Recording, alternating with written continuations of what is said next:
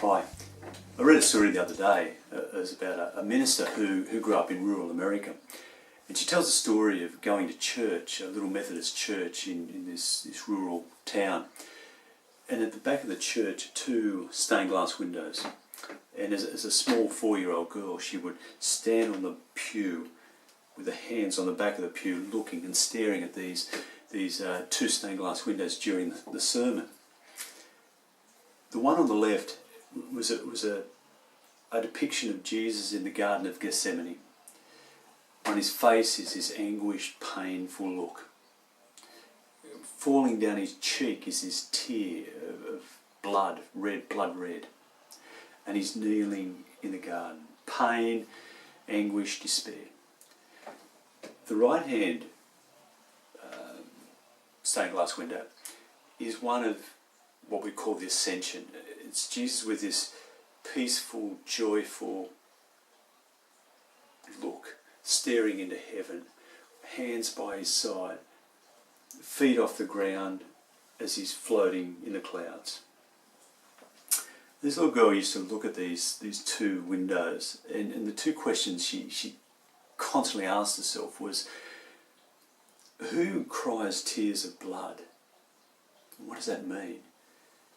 And why is this one not wearing any shoes? And she'd stare at these two windows until her mother pulled the hem of her skirt and said, sit down, what are you looking at? Pay attention. One day she finally formed the question in her mind that had been going over and been working its way through over these weeks, months, years. And she said, Mum, why won't the happy man, help the sad man? And her mother looked at her and said, they're the same person. And this minister said, I think that's what the Ascension story is about. This week, this Thursday, is technically Ascension Day. Well, not technically, it is the Feast of Ascension. For much of, society probably doesn't have any awareness of it. Most of the church doesn't either. It's something that comes and goes. I guess Catholics, maybe Orthodox, have more of an awareness than perhaps many Protestants. But it's here, and we don't often know what to do with it. In a first century world where there's a 3-tier universe, the earth, the sky, and the heavens above where the gods are, it kind of makes sense. And these deities return to the place of the gods. And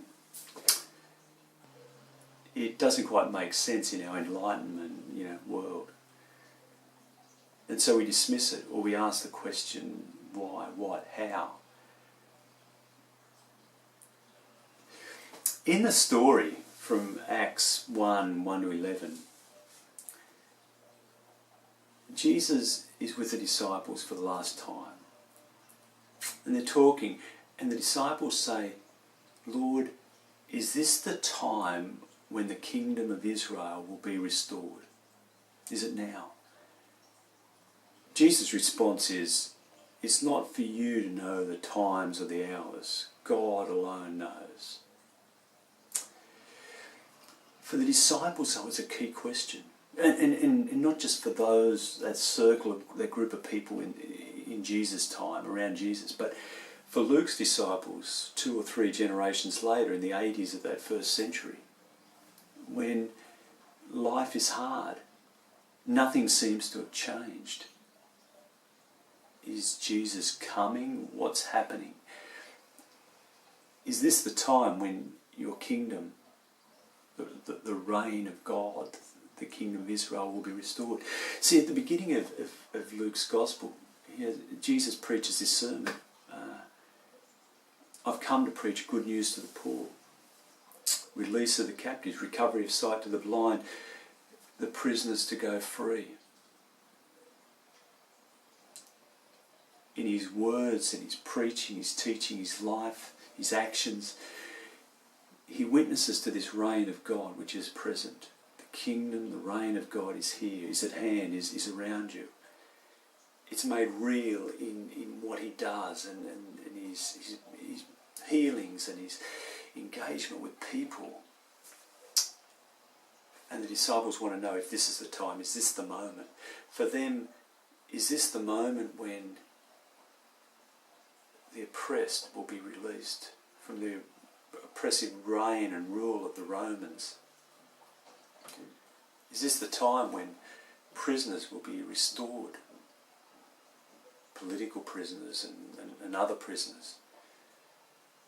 Is this the time when the poor will receive the good news they've been longing for so long? When the blind will see and the lame will walk and all will be restored into this way that God has and that you've been talking about. The hungry to be fed, the naked clothed, the sick healed or comforted. Is this the time? Is this the moment? Jesus says it's not for you to know the time. It's God who knows the time and the hour. But what I will tell you is this. In a little while you will see me no more. I'm returning to where I belong. But I will send the Spirit. Wait here in Jerusalem. And the Spirit of God, my Spirit, will come upon you in power and might. But not the power and might that you see in Rome or the other empires that have occupied this nation and oppressed. My Spirit will bring the power of love, of compassion, of justice, of mercy, of forgiveness, of peace. A power that you've seen in this resurrection. You've seen in me as I've lived and have taught, how I've engaged with people. It's healing. It brings peace. It brings hope. It brings life.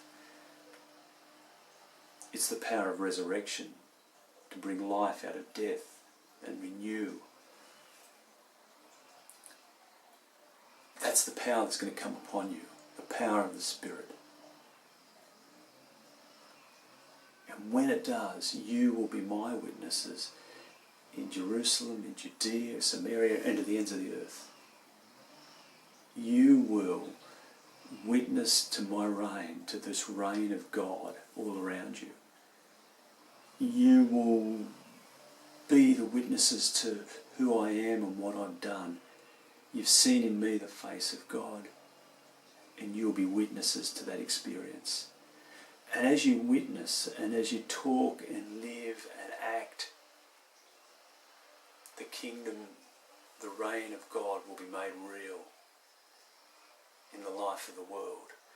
As you live in the way of love, in the way of justice, in the way of hope, in the way of peace, inclusive community, sharing and caring and loving, God's reign will be real amongst you. And that's what will transform the world. It's not about military power and might. It's not about me bringing an army and kicking Rome out. I'm then no better than they are. That's not what God's reign's about. It's a reign of transformation, of human transformation, transformation of communities, of groups of people, of nations. And it brings hope. And in this sense that little girl saw the sad man kneeling in the garden, tears of blood and anguish on his face, and the happy man ascending in peace and hope and life. They're the same one. In this Christ, we see the fullness of God expressed. The God who is not remote and distant, but embraces life, humans, people, pain, suffering, who enters into it, who becomes one with it and with us, and who holds us through it and gives us life and draws us out into a new way of being, of hoping, of living. That's what the blessed community that Jesus was calling for, was forming, is about. And we're all invited to be part of that and to live into it. The Ascension, I guess, is the full circle. The one who comes from the Trinity, from the eternal presence, who is revealed in flesh in this one of Jesus, in whom we see the face of God, who lives, who teaches, who proclaims and witnesses to the reign of God in everything. The one who dies and is raised to life in a new way, is drawn back into the heart of God, the Trinity, where it belongs, and where we belong, and where we live, because it's in God we live and move and have our being. This is life.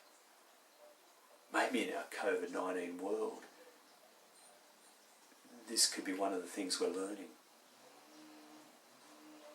In not being able to rush around and be distracted by the busyness of life and the activities. Although for many, life still can be busy, distracted.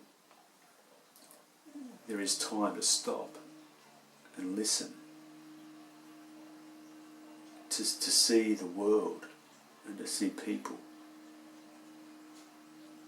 and to recognise a different way, a different path, a gentler path, a simpler path,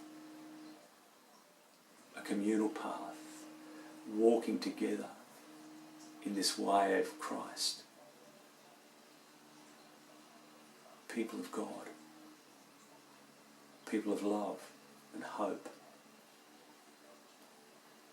It's a time when we unite. It's a time for us to hear this message of God, that life is about being together as a human family, as part of the earth, one of the creatures who has extra responsibility to take seriously the climate and its changing ways and our impact on the earth and on its climate. And it's time for us to take seriously the refugee situation across the world. Millions and millions of homeless people. The poverty and impoverishment of so many nations and peoples. The oppression and fear under which so many people live. And we ask that question of the disciples, is this the time when your kingdom will be established? And Jesus says, pray and wait for the Spirit to come upon you. And when you experience this Spirit, be my witnesses. Witness to the path of love, the way of inclusion, the way of justice, of peace, of sharing and caring and loving. Witness to this in all the world. Live it. There's nothing stopping you. Live my way, because it's a way for all people. It's a vision of life and hope. It's my vision. It's my life in you. So go and be the witnesses of Christ in all the world. Live, speak, and be witnesses to God's way in the world, God's reign, God's love. And may the Spirit be with you. Amen.